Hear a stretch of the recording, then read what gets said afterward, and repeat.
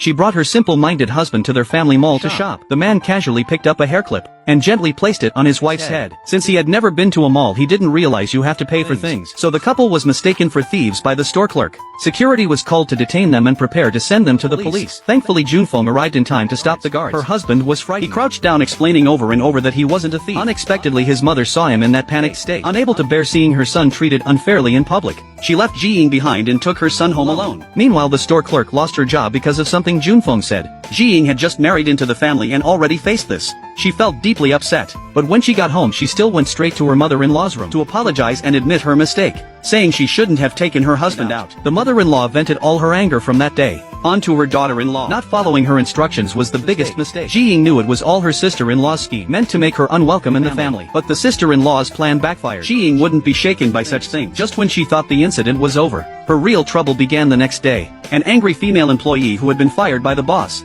leaked to the media that the chairman had a mentally challenged son. The story quickly spread. A secret hidden for over 20 years was suddenly made public. The mother-in-law blamed it all on her daughter-in-law, saying none of this would have happened if she hadn't taken Taiyu out. Now the family's reputation was in trouble. Ji Ying read the newspaper in disbelief. The mother had told Taiyu the mall belonged to their family, so even taking the hair clip home wasn't stealing. The man then offered the clip to his wife again as a gift. Ji Ying looked at it puzzled. Then from her husband's words, she learned what his mother had told him, that everything in the department store belonged to him. Ji Ying felt helpless hearing such wrong lessons. She explained to her husband that you must pay for everything you buy, otherwise it counts as stealing. So the hair clip couldn't belong to him without payment. After hearing this, Taiyu returned the clip to his mother. He didn't want to be someone who takes without paying. He didn't want to be called a thief. The mother-in-law guessed her daughter-in-law had taught him that, and started wondering if she had chosen the wrong wife for her son. The next morning Ji Ying went straight into her mother-in-law's room, asking her to let Taiyu go out more. She wanted him to adapt to life outside and learn self-care. Right now Taiyu couldn't even remove fish bones by himself or shave his own face. He didn't even know how to use simple skincare products. Ji Ying didn't want him to lose basic independence. Even a child should do things for himself. But her request was rejected by the mother-in-law. She said her son lived just fine without doing things himself. There were plenty of people to serve him,